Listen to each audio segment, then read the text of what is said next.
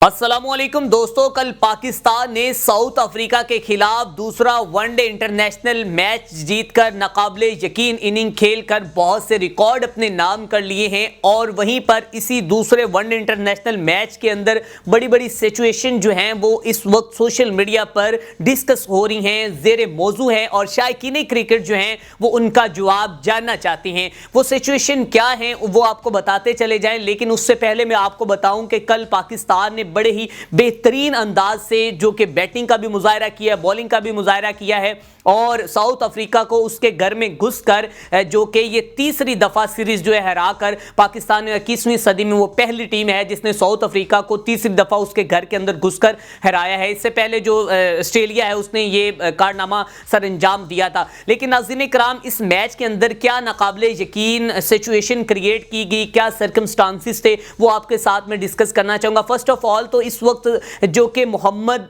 रिजवान और क्लासन और मिलर के दरमियान लड़ाई की जो फुटेज हैं, जो वो वीडियोस हैं, वो इस वक्त वायरल हो रही हैं और बहुत से लोग जो हैं वो जानना चाहते हैं कि आखिर ये लड़ाई की वजूहात क्या बनी। क्योंकि मोहम्मद रिजवान तो एक ऐसा है जो कि नरम मिजाज शख्स है कि वो कभी किसी के साथ कभी उलझा नहीं, कभी लड़ा नहीं और सब्र तहम्मुल का मुजाहरा करने वाला शख्स है और हमेशा जो है वो दीन इस्लाम के मुताबिक अपनी जिंदगी गुजारने की कोशिश करता है और जहां कहीं भी जाता है वो इंतहाई शाइस्तगी और नरम लहजे के साथ लोगों के साथ गुफ्तगू करता है और उसकी गुफ्तगू, उसके जो बोलने का अंदाज है या जो उसका जो कि तौर तरीका दूसरों के साथ बात करने का है वो बहुत से गैर मजहब लोगों के दिल में भी घर कर जाता है और वो मोहम्मद रिजवान की तारीफ किए बगैर नहीं रहते। लेकिन कल के मैच के दौरान मोहम्मद रिजवान का पारा इतना हाई क्यों हुआ, मोहम्मद रिजवान ने जो कि क्लासन और मिलर के साथ लड़ाई क्यों की, इसकी वजूहात क्या थी, वो वजूहात मैं आपको बताता हूं, वो जानकर आप भी हैरान रह जाएंगे। उस वक्त क्लासन साहब ने यह कहा था कि भाई साहब आपका बॉलर जो है वो बॉल टेम्परिंग कर रहा है जिसकी वजह से हमारी टीम से रन्स नहीं हो पा रहे और हमारे प्लेयर्स आउट होते जा रहे हैं। और मोहम्मद रिजवान ने उस वक्त गुस्से का इजहार करते हुए कहा कि भाई साहब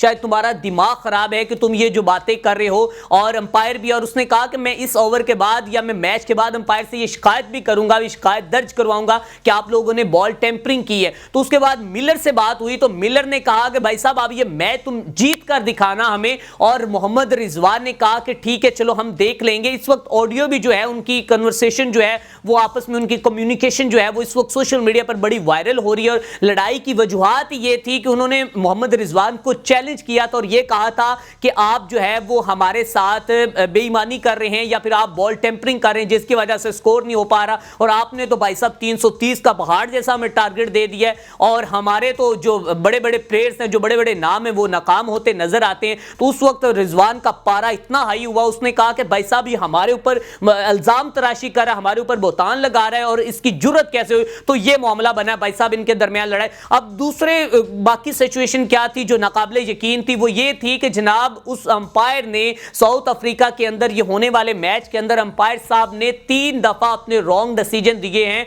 और उसके चेहरे का तासुरात भी ऐसे थे कि उसको कोई शर्मिंदगी महसूस नहीं हो रही थी कि भाई साहब मैंने 3 दफा पाकिस्तान ने हमसे रिव्यू लेकर ये आउट करवाए हैं और तीनों दफा, एक दफा चलो होता है गलती हो जाती है, 2 दफा गलती हो जाती है, भाई साहब 3 दफा कैसे गलती हो सकती है। या तो आपने ये जो कि पूरी कोशिश की थी कि पाकिस्तान को हराने का आपने बेड़ा उठाया हुआ था कि पाकिस्तान का हमने हरा कर ही हमने दम लेना है और साउथ अफ्रीका को जितवाना है। ये या तो अंपायर की बड़ी कोशिश थी और अंपायर ने 3 रॉन्ग डिसीजन दिए। अब देखते हैं कि इसके ऊपर जो आईसीसी जो है वो नोटिस लेता है, एक्शन लेता है कि या नहीं। अब तीसरी सिचुएशन नाकाबिले यकीन जो सिचुएशन क्रिएट हुई वो क्या थी, वो ये थी कि जनाब क्लासन साहब जैसे ही 74 पर उसका पहला कैच ड्रॉप हुआ है साइम अयूब के हाथों और कैच बड़ा इजी था, कैच होने के बावजूद फिर गिर गया और क्लासन ने यह सोचा कि अब तो मेरी सेंचुरी पक्की और ये मैच जो है वो अब हमारे हाथ में आ गया। और बहुत से शायकीन क्रिकेट ने समझा और बहुत से जो कि वहां पर खुद स्पोर्ट्स जर्नलिस्ट ये कहते हैं कि वो मैच वहां पर हमने सोचा कि जो ये मैच जो है पाकिस्तान के हाथों से निकलता नजर आ रहा है। और क्लासन आपको पता कि बड़ा वो एक बड़ा मेरे ख्याल में कल्हाड़े जैसा बैटर है, अच्छी वो शॉट खेलता है, उसकी जो उसमें टैलेंट है, उसकी परफॉर्मेंस जो है اس کے اوپر ہم کوئی سوالیہ نشان نہیں اٹھا رہے، لیکن بھائی صاحب جیسے ہی بھائی صاحب نے وہ کیچ تو ڈراپ ہو گیا، اس کے بعد 97 پر جاتا ہے تو بھائی صاحب پہلے شہین 4 وکٹیں لے چکا تھا اور شہین کی بال آخری بال پر یہ کیچ مس ہوا تھا، اور اس کے بعد جو کہ